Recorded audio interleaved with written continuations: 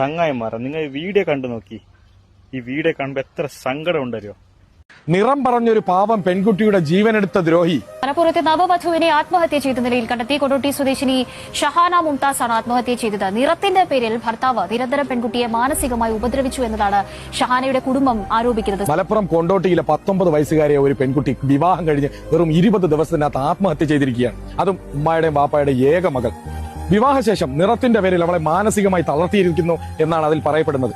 ആ വിവാഹം കഴിച്ച പയ്യനും അവന്റെ കുടുംബക്കാരും ഒരുമിച്ച് ചേർന്നാണ് ആ പെൺകുട്ടിയെ മാനസികമായി ഇല്ലാതാക്കിയെന്ന് പറയുന്നു. നിറത്തിന്റെ പേരിൽ വെറും കാമക്കണ്ണുകളോടുകൂടി ആ കുട്ടിയുടെ ശരീരം മാത്രമാണ് നീ നോക്കിയത്. അങ്ങനെ അല്ലെങ്കിൽ വിവാഹം കഴിഞ്ഞ് ഒരുപാട് സ്വപ്നങ്ങളുമായി ആ വീട്ടിൽ കയറി വന്ന പെൺകുട്ടിയെ വെറും 20 ദിവസത്തിനുള്ളിൽ നീ പരലോകത്തോട്ട് പറഞ്ഞു വിടില്ലായിരുന്നു മോനെ.